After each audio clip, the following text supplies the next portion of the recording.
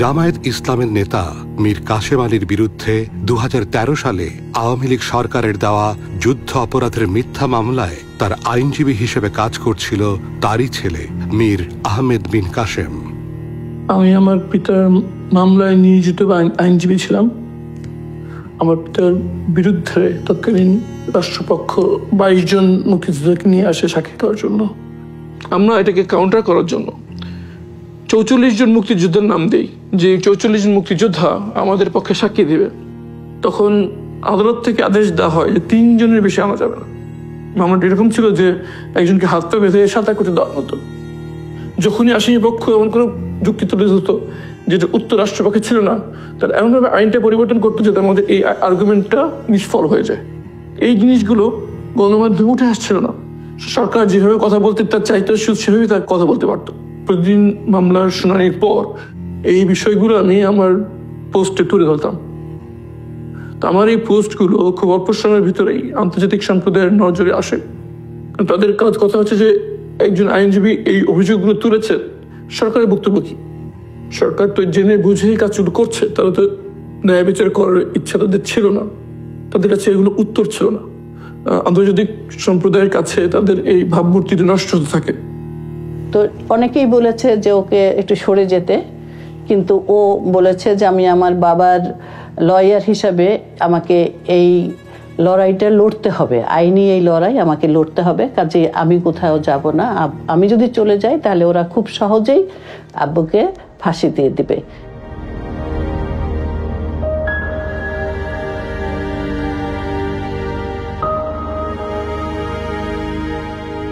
আমি কিন্তু বাংলাদেশি, আমি ব্রিটিশ বাংলাদেশি। একসাথে যদি আমরা কাজ করি অনেক অ্যাচিভ করা যাবে আমাদের কমিউনিটির জন্য। মারামারি কাটাকাটি আর নেগেটিভ ক্যাম্পেইন করে কোনো লাভ হবে না। আমরাও প্রোগ্রেস করতে পারবো না, আর আমাদের কমিউনিটিও প্রোগ্রেস করতে পারবে না। আচ্ছা, আজকের এই বিজয়ে আপনার সব থেকে বেশি মনে পড়ছে কাকে, নানাকে না মাকে? আজকে সবচেয়ে মনে পড়ছে আমার খালাকে, কারণ উনি আমাকে অনেক শিখিয়েছেন। তো একদিক দিয়ে আমার খালা আমার রোল মডেল ছিলেন। Ahmed bin Qasim, Bangladeshi man who's been disappeared by the regime, which obviously you're close with your family connections. People are saying with one phone call, just like this campaign, you could pick up the phone. This man, Ahmed bin Qasim, his family's written to you many times. We've told you about him. He's not your constituent, but with one phone call, you could make a huge difference. No, sorry. You can make a huge difference. I just want to ask. No. I just want to know. Is he Hampstead? He's not a Hampstead. No, he's not a Hampstead resident. Is he a British citizen? He's a British citizen. He's Bangladeshi, but it's being said by many people that you could sign up. British MP. I am. You're also very well connected to the regime. Born in London. Are you implying I'm a Bangladeshi politician? You have You have said many times. You've said on a blog post. You said on a blog post. For Hampstead and Kilburn. You described yourself as a spokesperson for the Awami regime. You have described yourself as a spokesman for the regime. Your aunt is the Prime Minister. With one phone call you could... No, I'm saying with one phone call you can make a difference. What you're saying. I'm saying with one phone call you can make a difference. 24 ঘন্টার মধ্যে কোর্টে তোলা, এটাই হচ্ছে নিয়ম। কিন্তু 24 ঘন্টা চলে গেল, আমরা কোনো হদিশ পেলাম না তার, সে কোথায় আছে, কিভাবে আছে, কোথায় তাকে নিয়ে যাওয়া হলো, কোনো কিছুই আমরা জানতাম না। কিন্তু টানা 7 বছর আমরা জানতে পারলাম না আমার ছেলে আরমান কোথায় আছে। এরকম অভিযোগ অনেকে অনেক কিছু দেয়, কিন্তু তার কোনো প্রমাণ দিতে পারেনি, কোনো নাম দিতে পারে না, কোনো কিছুই দিতে পারে না। এবং অনেক সময় দেখা যায় বলা হচ্ছে অমুক লোক নাই, কিন্তু তাকে খুঁজে পাওয়া যাচ্ছে, সে ঠিকই জীবিত আছে। আবার কেউ অনেক সময় নিজেরাই পালায়, অনেক সময় ধার কর্য করে নিজেরা লুকিয়ে ফেলে, সে ধরনের ঘটনাও আছে।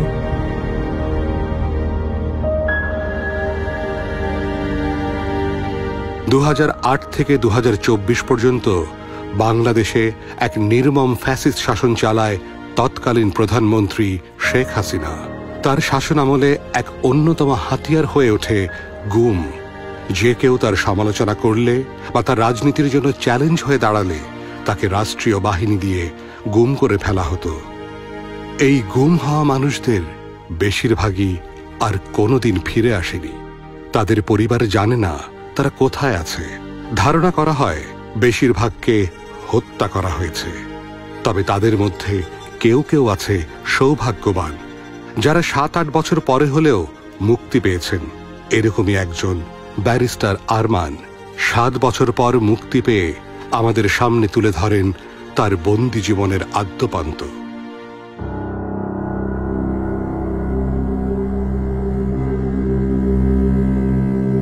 আমাকে যখন জোর করে চোখ বাঁধা অবস্থায় বাসা থেকে নিয়ে আসা হয়, আমি ঠিক বুঝতে পারছিলাম না আমাকে কোথায় নিয়ে যাওয়া হচ্ছে। অনেকক্ষণ গাড়ি চলার পর গাড়িটি একটি নিস্তব্ধ জায়গায় এসে থামলো। চোখ বাঁধা অবস্থায় আমাকে যখন ভেতরে ঢোকানো হচ্ছিল, আমি বুঝতে পারছিলাম যে খুব স্যাঁতস্যাঁতে এবং খুব বদ্ধ জায়গায় আমাকে ঢোকানো হচ্ছে।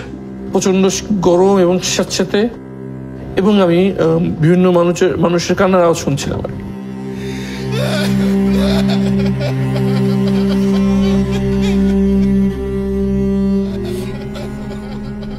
আমাকে চোখ বেঁধে এই সেলের ভিতরে নিয়ে আসে। শুরু হয় আমার 8 বছর অন্ধকার জীবন। পুলিশ যখন আমাদের মামলাটা নিয়ে এত গড়িমসি করলো, আমাদের সঙ্গে দেখা করতে চাইলো না কোনো মতেই, তখন আমরা আসলে সত্যিকার অর্থেই মানে অসহায় হয়ে খুবই নিরাপত্তাহীনতা ভুগতে শুরু করলাম। আমি র্যাবের কাছে গিয়েছি, লিখিত অভিযোগ করেছি। তারা অভিযোগপত্র গ্রহণ করেছে, কিন্তু তারা স্বীকার করেনি যে আরমানকে তারা তুলে নিয়েছে। একটা সময় আমরা বাধ্য হয়ে প্রধানমন্ত্রীর কাছে গিয়েছি, রাষ্ট্রপতির কাছে গিয়েছি। তারা আমাদের সঙ্গে দেখাও করে নাই বা এ ব্যাপারে কোনো রেসপন্সও করে নাই। আমাকে নির্দেশ দেওয়া হয়েছিল যে কোনো প্রয়োজন হলে হাতকড়া দিয়ে লোহার দরজায় এভাবে 3 বার আওয়াজ করতে হবে।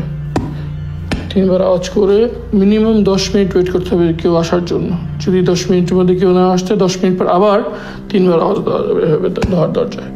কিন্তু যতই ইমার্জেন্সি হোক, একবার আওয়াজ দেওয়ার পর 10 মিনিটের আগে আর আওয়াজ দেওয়া যাবে না। যদি আমি কখনো আবার আওয়াজ দিতাম, আমার সাথে দুর্ব্যবহার করা হতো।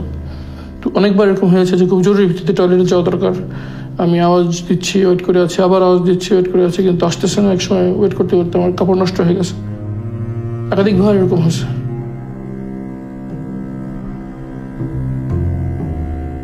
আমি যখন টয়লেটে যেতে যেতাম, তখন তোরা আমার বাম হাতের হাত কড়াটা খুলে দিত এবং ডান হাত থেকে আমার হাত কড়াটা ঝুলতো।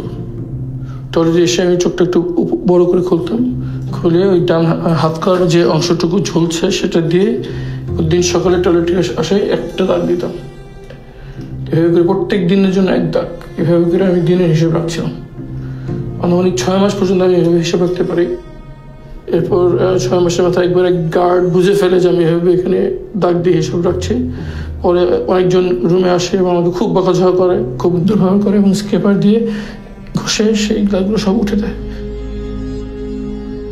এই সেলে যখন আমি ছিলাম, তখন বুঝতে পারতাম না যে বাইরে কি দিন না রাত। একবারের জন্য বলেনি আমি কোথায় আছি। আমার কাছে মনে হতো যে আমাকে জীবন্ত কবর দিয়ে দেওয়া হচ্ছে। এই অন্ধকার ঘরে বন্দি অবস্থায় তারা হাত করা পরে রাখতো, চোখ বেঁধে রাখতো 24 ঘন্টা।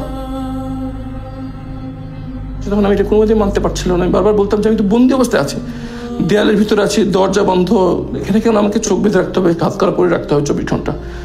তারা বলতো এটাই নির্দেশ, এখানে সব বন্দীদের সাথে এটাই করা হয়। আমার কাছে মনে হচ্ছে মেরে ফেললে অন্তত আমার এই যে কষ্ট হচ্ছে প্রচন্ড, সেটা থেকে আমার মুক্তি হবে। Bangladesh remains an important human rights priority area for the Foreign Office, and that we continue to raise allegations of enforced disappearance is at all levels of the government of Bangladesh. Prime Minister, what do you say to international NGOs who accuse your regime of suppressing human rights? That's a grave concern. What do you say to them? I would really ask you to respect... You're not taking questions from the British press? I've taken one question so far. I only have time that the Prime Minister has to go. Oh, you're refusing to let us ask the question.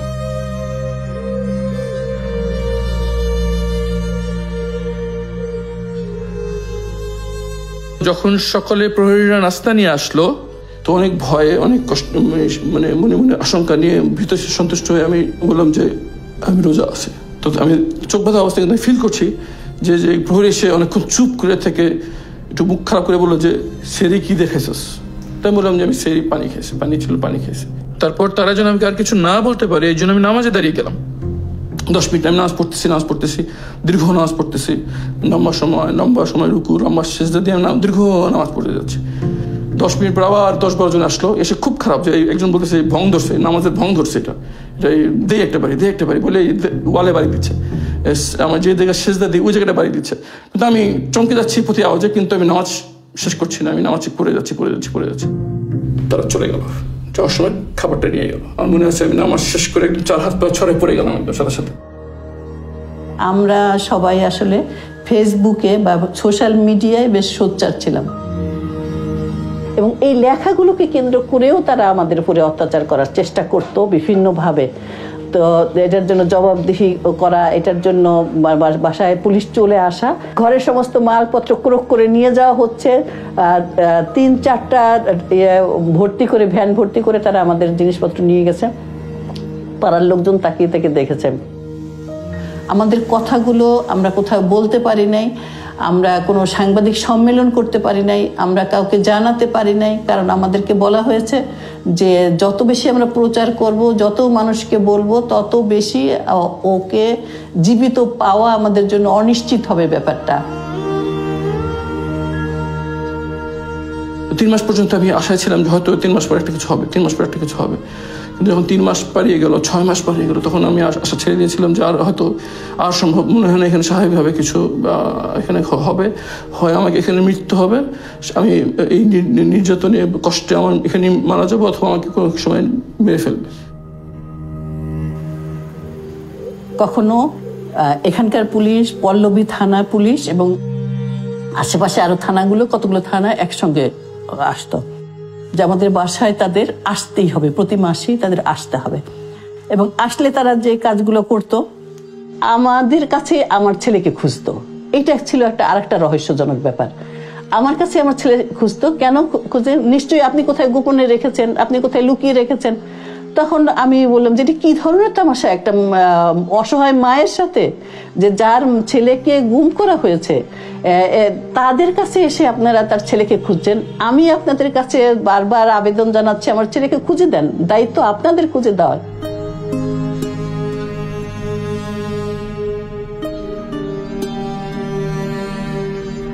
যখনই কোনো অসময়ে দরজা খুলতো, বিভিন্ন সময় তার পরিদর্শনে আসতো, তখন আমার কাছে মনে হতো যখনই মনে আমাকে নিয়ে মেরে ফেলবে আর কি। এরকম একটা হত্যা করে ফেলবে এই আশঙ্কা প্রতি মুহূর্ত, প্রতিদিন এই আশঙ্কা নিয়ে থাকতে হতো।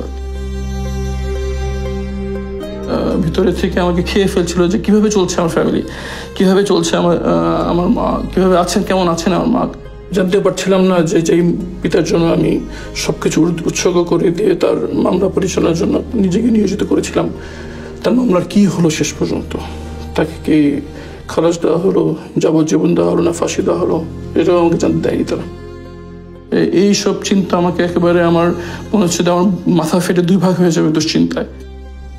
আমি প্রায় অসুস্থ হয়ে পড়তাম, ব্লাড প্রেশার হাই হয়ে যেত, খিচুড়ির মতো অবস্থা হতো, চোখ উঠে যেত,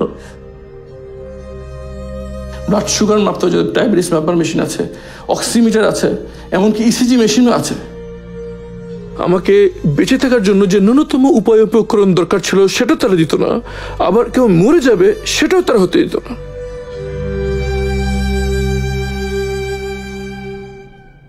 শেষ রাতের সময় এখানে প্রহরীরা ঘুমাতো আর কি। সে সময় মাঝে মাঝে আমি একটু হালকা করে চোখটা লুজ করে এই আশেপাশে দেখার চেষ্টা করতাম। কোনো রকম বাইরের সাউন্ড, বাইরের আওয়াজ যাতে আমরা বুঝতে না পারি, এই জন্য এই জায়গায় একটা খুব হাই পাওয়ারের এক্সস্ট ফ্যান চলতো, যেটার মাধ্যমে বাইরের সকল আওয়াজ ঢেকে যেত, আমি বুঝতে পারতাম না বাইরের দুনিয়া কি কোথায় আছে, কি আছে। এই ফ্লোরেই আমি ঘুমাতাম, এবং আমার মনে আছে যে ঘামে ফ্লোর এমনভাবে ভিজে যেত, মনে হয়তো কেউ পেশাব করে দিচ্ছে আর কি, পানি ফেলে দিচ্ছে, এরকম নিজের ঘামে এই পুরোটা ভিজে থাকতো আর কি। আর গামছাটা থাকতো, আমি প্রথমে বুঝতে পারিনি, পরে একবার হিট স্ট্রোক হলো, তখন তারা বললো যে এই গরমের মধ্যে বেঁচে থাকার উপায় হচ্ছে গামছাটা পানিতে ভেজে গা মোছা। তো এটা খুব চেষ্টা করতাম আর কি। যখনই বাইরে বৃষ্টি হতো তখন একটা জিনিস হতো, সেটা হচ্ছে গিয়ে টয়লেট যেখানে পানি যায় সে জায়গাতে কেঁচো ঢুকে যেত এখানে আর কি, বড় বড় কেঁচো, তেলাপোকা, আরশোলা, ছ্যাঙ্গা, এগুলো নড়াচড়া করতো আর কি। আমি তো ভিতরে কারোর সাথে কথা বলতে পারতাম না, মনে হতো যে একটু কথা বলতে পারলে কত না ভালো লাগতো। তখন আমি ওই কীটপতঙ্গের মধ্যে কথা বলতাম, পিঁপড়ার সাথে কথা বলতাম, টিকটিকির সাথে কথা বলতাম। টিকটিকি নাম দিয়েছিলাম টুকটুকি, তাকে আমি কথা বলতাম মানুষের সাথে যেভাবে কথা বলি। আমি জিজ্ঞেস করতাম, টুকটুকি তোর ছেলে মেয়ে কয়টা? আমার 2 মেয়ে। তোর ইয়া কটা? আমার মেয়ে খেতে চাই, তোর মেয়ে খায় নাকি ঠিক মতো? বাচ্চারা খায় নাকি ঠিক মতো? আমার বাচ্চাদের জন্য দোয়া করিস। কেউ তুই তো চলাফেরা করতে পারিস, আমি তো তাও করতে পারি না।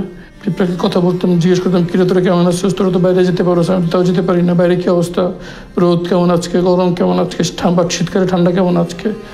টিকটিকি পিঁপড়ার সাথে কথা বলতাম, মনটা একটু হালকা হতো আর কি, কথা বলতে পারতেছে একটা জীবন্ত কিছু একটার সাথে।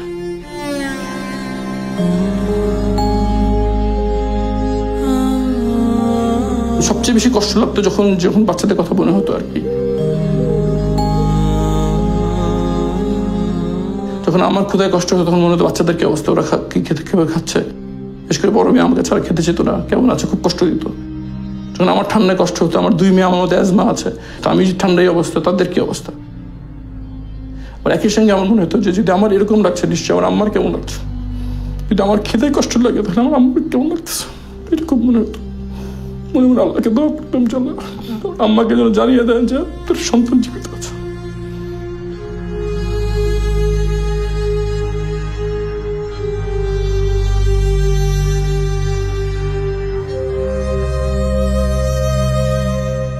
মেয়েকে আমি এভাবে ফেলে আসলাম অনিশ্চয়তার ভিতরে। সে যদি জানতো যে আমি মারা গেছি তাহলে হয়তো সে অন্য সিদ্ধান্ত নিতে পারতো, কিন্তু সেটা তো সে জানতে পারেনি আর কি। তার জন্য খুবই খারাপ লাগতো যে তার হক আমি তাকে দিতে পারিনি।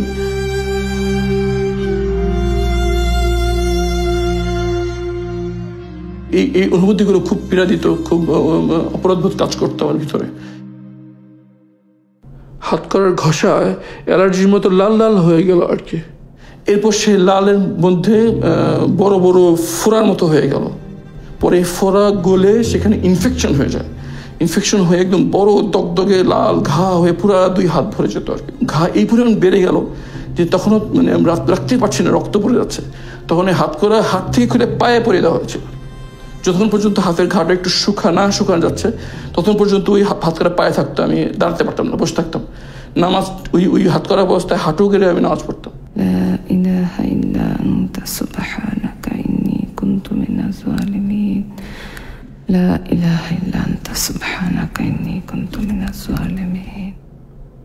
মায়ের ডাকের মাধ্যমে যেমন জাতিসংঘ থেকে প্রতিনিধি দল এসেছিল, তার সঙ্গে সাক্ষাৎ করার চেষ্টা করেছি, কিন্তু সেটা আমাদেরকে করতে দেওয়া হয় নাই। আমরা হোটেল শেরাটনে যেখানে তারা অবস্থান করছিলেন সেখানে গিয়ে তাদের সঙ্গে দেখা করার চেষ্টা করেছি, কিন্তু বারবার আমাদেরকে গাড়ি ঘুরিয়ে দেওয়া হয়েছে, আমাদেরকে সেখানে ঢুকতেই দেওয়া হয়নি। আমাকে ছেড়ে দেওয়ার 3-4 দিন আগে খাবার দেওয়ার সময় একজন আমার হাত ধরে ফেলে এবং বলে যে খুব বেশি দোয়া করেন। আমি মনে করেছি যেটা আমাকে তারা মেনে ফেলবে সিদ্ধান্ত নিয়েছে, এই পূর্বাভাস আমাকে দিয়েছে। বেশি বেশি করে ইবাদত বাড়িয়ে দিই এবং মানসিকভাবে তৈরি হয়ে হয়তো যে কোনো সময় মেনে ফেলবে। মনে পড়ছিল আমার মা, আমার পিতা, আমার বাচ্চা, আমার স্ত্রীর কথা, যে তারা কিভাবে জানতে পারবে হয়তো কোনো নদীতে বা কোনো নর্দমায় আমার লাশ পড়ে থাকবে এবং তারা জানতে পারবে যে এরকম লাশ পাওয়া গেছে। হয়তো তারা মর্গে যে আমার লাশ শনাক্ত করবে, অথবা হয়তো কোনোদিন আমার লাশ কেউ পাবেও না। এইসব চিন্তা আমার মাথায় কাজ করছিল। আবার মনে মনে এইভাবে শান্তি না দিচ্ছিলাম যে লাশ যাই হোক, রুহ তো আল্লাহর কাছে চলে যাবে। শেষ রাতের দিকে 10-12 জন প্রহরী হঠাৎ করে আমার সেলে ঢুকে পড়ে। আমি ঘাবড়ে যাই।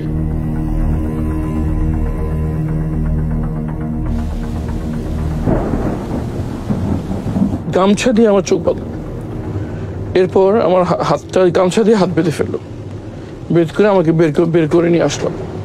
আমি মনে করলাম যে আমাকে মেরে ফেলা হবে, তাই মানসিকভাবে নিজেকে প্রস্তুত করলাম, সূরা ইয়াসিন পড়তে থাকলাম যাতে মৃত্যু সহজ হয়।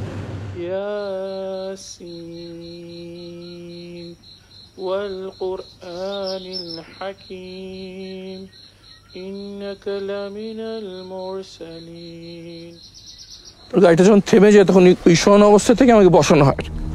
বসানো অবস্থায় তখন একজন সিনিয়র করে একজন আমাকে জিজ্ঞেস করছে যে আমরা কারা। আমি বললাম যে আমি জানি না, চোখ বাঁধা অবস্থায়। তারপর জিজ্ঞেস করলো যে তুই কোথায় ছিলি। আমি বললাম যে আমি বলতে পারবো না। তখন আমাকে বললেন যে সবাইকে এটাই বলতে হবে। গাড়ি থেকে আমাকে নামিয়ে দেওয়া হয়, আওয়াজ পেলাম যে গাড়িটি ট্রেনে চলে গেল। আমার মনে আশঙ্কা এই কাজ করছিল যে সামনে হয়তো কয়েকজন দাঁড়িয়ে আছে, এখন একটা গুলির আওয়াজ শুনবো, তারপর সব শেষ হয়ে যাবে। 1 ঘন্টার মতো ওখানে স্পটে দাঁড়িয়ে থাকলাম, কোনো পোকামাকড়ের আওয়াজ ছাড়া আমি কিছু শুনতে পেলাম না আর কি। তখন মনে একটু সাহস সঞ্চয় করে আস্তে করে হাতটা আলগা করার চেষ্টা করলাম, দেখলাম হাতটা আলগা হয়ে গেল। তারপর আমি চোখের কাপড়টা একটু লুজ করার চেষ্টা করলাম, চোখটা লুজ হয়ে গেল। আমি চোখের নিচ দিয়ে এদিক ওদিক তাকালাম, তাকে দেখলাম যে পিছনে এরকম ঝোপঝাড় আর দূরে একটা আলো দেখা যাচ্ছে আর কি। আমার 2 চোখে ছানি পড়ে গিয়েছিল, তো আমি সবকিছু ঘোলা দেখছিলাম আর কি।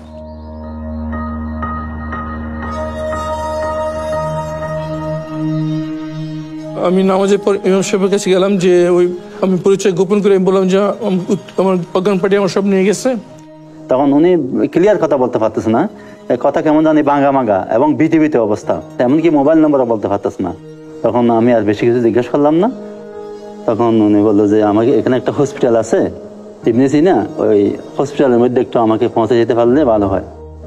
তখন আমি ওনাকে হসপিটাল পর্যন্ত পৌঁছে দিলাম।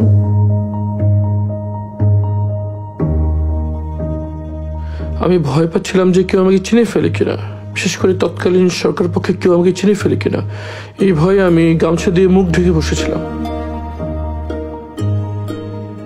অনেকক্ষণ বসে থাকার পর যখন দেখলাম এক এক ওখানকার স্টাফরা আসছে, তখন আমি যে গার্ডের সাথে কথা বলার চেষ্টা করলাম। তখন গার্ডরা আমাকে চিনতে পারে নাই, এই জন্য আমি ঢুকতে পারিনি। তখন আমি আবার যে বসে থাকলাম মেন গেট খোলার অপেক্ষায়, অথবা কেউ পরিচিত আসবে এই অপেক্ষায় প্রায় 1 ঘন্টা বসে থাকলাম।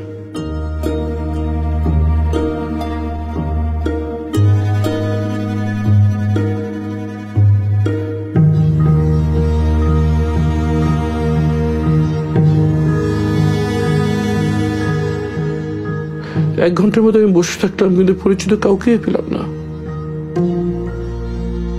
এরপর যখন রোগীদের আসা যাওয়ার জন্য প্রধান গেটটি খুলে দেওয়া হয়, তখন আমি ভিতরে চলে যাই।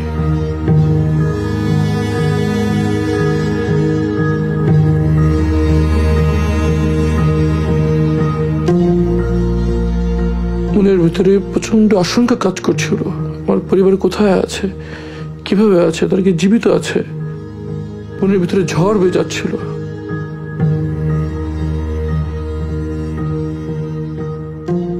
একটু পর ইবনে সিনার পিআর অফিসার আশরাফ সাহেব সেখানে আসেন। উনি আমাকে আমার রুমে নিয়ে যান, যদিও তিনি আমাকে তখন চিনতে পারেন নাই। আমি ওনার কাছে স্মার্টফোনটা নিয়েই আমি গুগলে যাই এবং আমার নাম সার্চ দিই। সার্চ দেওয়ার সাথে সাথে এই ছবিটা স্ক্রিনে ভেসে ওঠে। তখন আমি ঠিক আমার চেহারা কাছে ভেবে নেই, আমাকে দেখা যায় ওনাকে চিনেন কিনা। তখন সাথে সাথে ভাই আমাকে চিনতে পারে এবং খুব আবেগ আপ্লুত হয়ে পারেন আর কি। কথায় কথায় তার কাছ থেকে আমি প্রথম জানতে পারি যে 5ই আগস্ট শেখ হাসিনা পালিয়ে গিয়েছে। আমি তো বিশ্বাসই করতে পারছিলাম না, আমার কাছে স্বপ্নের মতো মনে হচ্ছিল।